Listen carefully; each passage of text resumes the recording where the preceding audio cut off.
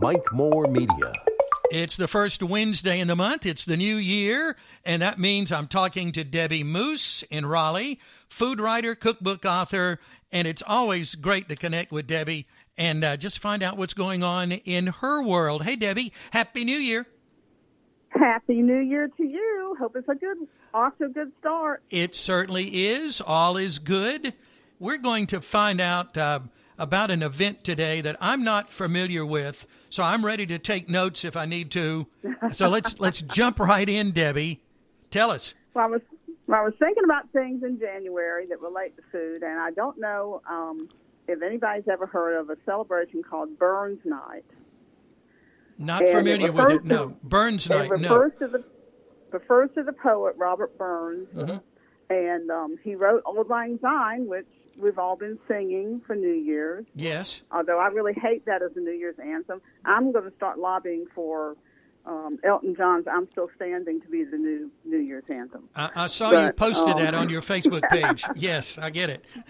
I'm lobbying for that. But Auld Lang Syne, and that was written by Robert Burns, or Bobby Burns, in Scotland.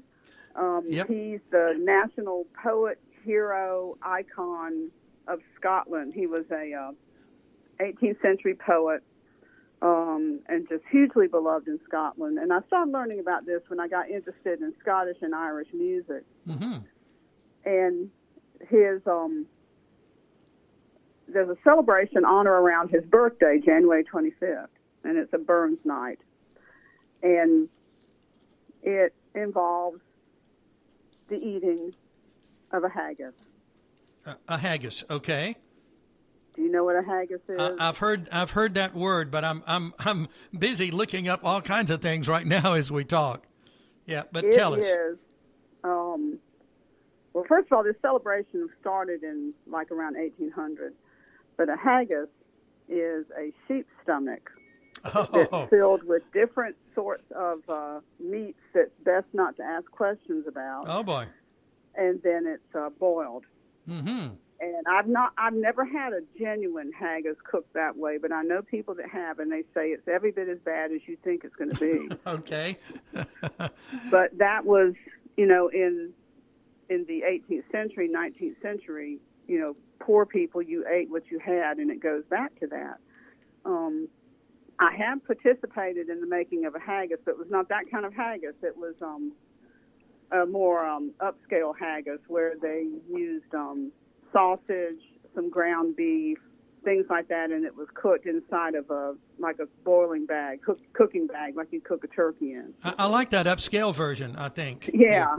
That was not bad. It was kind of like weird hamburger.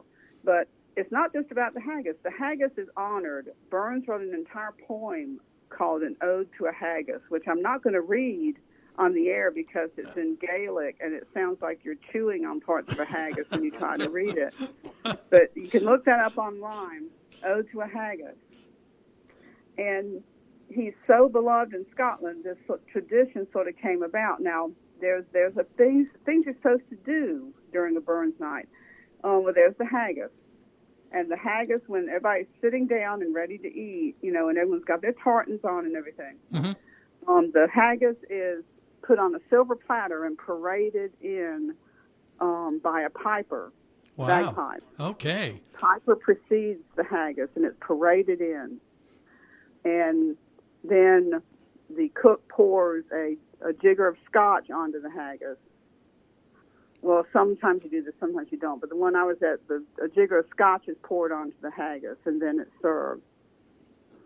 What I was not aware of in one of these I participated in, I wanted to see how he made haggis. So I said, let me hang out in the kitchen with you. Yeah. And so, got through with that, and then next thing I know, he says, well, you have to take the haggis out. I'm like, what? I have to march out with the haggis? And he says, well, yeah, the cook is supposed to carry the haggis out. And so we got in this argument about who'd actually cooked it, but he wanted to he was razzing me, so he made me march out with the haggis on the silver platter. Oh, wow. And then the haggis is cut and distributed among everybody there, and it's traditionally served with neeps and tatties.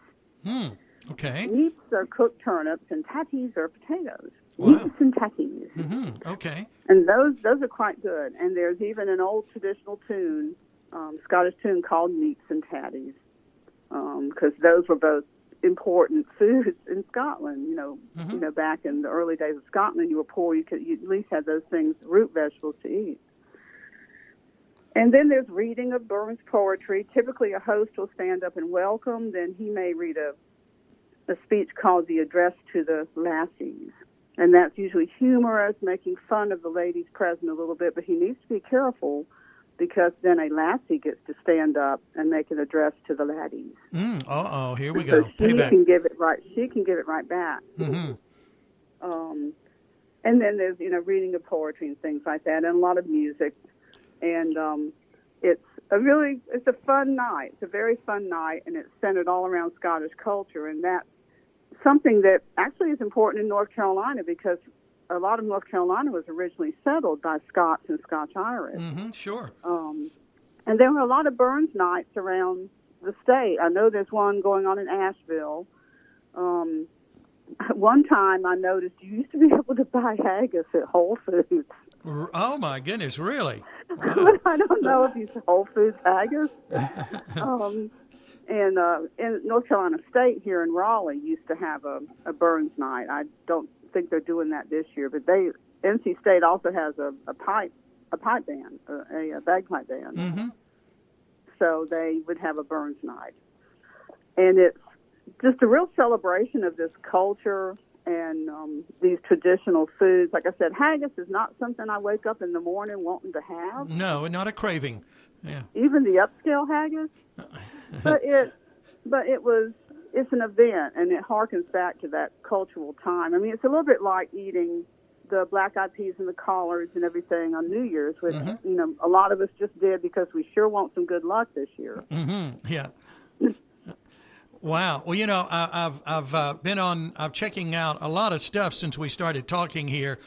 You can't put sheep's lung in the traditional haggis, I see. So that's not an ingredient you want to use. But I'm learning all kinds about haggis. This is really interesting. See, one thing here, Debbie says it's a savory pudding. Now, well, that's a nice way to put it. Yeah, okay. A savory pudding containing sheep's pluck, which is heart, liver, and lungs, minced with onion, oatmeal, suet. This is kind of interesting. Now, do you have plans to get to this event somewhere around the state this month? I'd love to. I'm not sure I'm going to be able to, but we probably will play a little Scottish music and sort of eat imaginary haggis, which probably tastes a lot better than real haggis, even though the upscale, the kind of haggis that most people serve at these things now has not got the sheep whatever in it. I mean, it's sausage and hamburger and stuff. Yeah. But, I might mix up a little cockaliki soup, which is also served. Ooh, okay. Heard of cockaliki soup? That sounds good to me. Yeah. It's basically a leeked and potato soup. It's called cockaliki. Okay. Yeah, I could handle that.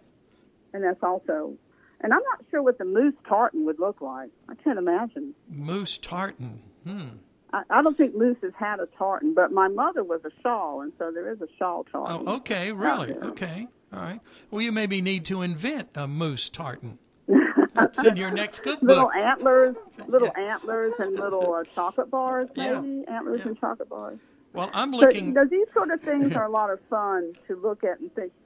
These are things that are a lot of fun to look at and think about, because. I'm sorry.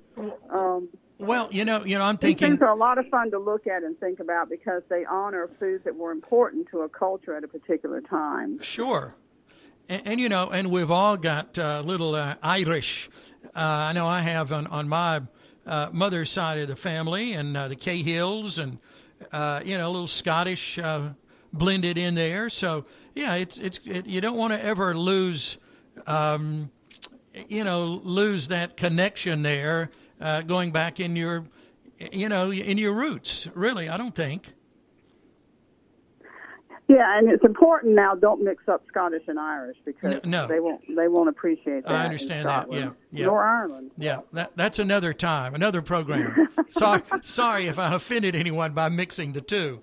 Yeah. But anyone who's a native North Carolinian or goes back in North Carolina anyways is probably going to have some Scottish or Irish Mm-hmm. background, because so many folks who came over from that part of the world ended up settling here. And I've been to Scotland, just a little part of Scotland, and the terrain even looks a lot like the mountains of North Carolina. It's very similar. I can see how someone coming over all this way would look at that scenery and feel that they'd found a little bit of home. Mm-hmm. Oh, yeah, yeah. Well, it's interesting to explore things like this, and I'm still on a bunch of sites here with all kinds of, and here's some of the stuff you're talking about right here. So this is really easy to find online, and we can learn more about our history and culture and foods and Robert Burns and haggis and all the things that go with it. Well, this has been interesting. And I'm sure that you can find a recipe for haggis if one so desires. Yeah. Well, it's the national dish of Scotland is what I keep seeing over and over here. And if you drink enough scotch, it won't matter what it tastes like. That's right. That's so true. The drinking of scotch is very important on Burns Night too. Yeah, I imagine that would be very helpful. Yeah. Okay. Well, thank you for the haggis report. This is something I didn't expect today, but now we've got it. Okay, thank you, Well, Debbie. it's one of those things that I had not heard about, and when I found out about it, it's a great deal of fun, in January, to play music and talk about this food and, the significance of it. Now, there is a grace that's said at the beginning of the meal that Robert Burns, of course, wrote. Mm-hmm. And I believe I can manage this. Ignore the Gaelic. I think I can manage reading this. Okay. Some have meat and cannot eat, and some would eat what wanted. But we have meat and we can eat, and so the Lord be thanked. Oh, I like that. Oh, that's nice. Yeah. Okay. Well, I'm going to check out this recipe right here and share this with Annette, and we'll get ready for January 25th and that celebration. Oh, just bear in mind that if you don't want to have cockaliki soup, you can have something called Cullen Skink. Oh, well, that sounds good. Cullen Skink. Yes, Cullen Skink is a soup with potatoes and onions with the addition of smoked haddock. Oh, okay. Well, that might be kind of interesting. Smoked haddock. So you can either have Cullen Skink or cockaliki. Well, it's nice you've given us some alternatives here for that celebration. I appreciate that. That's me. I'm all about service. You are. And we're off to a great start for the new year. Thank you, Debbie Moose. Well, it's always great talking with you. Now, if I go to your Facebook page, Debbie Moose, it's really easy to find that, folks. Facebook, Debbie Moose. Will you have some haggis commentary there as we get a little further along in the month? I might have a little link to some haggis music. Mm-hmm. Oh, that's good. That'll be good. There are tunes about the haggis, and there are tunes about all the food.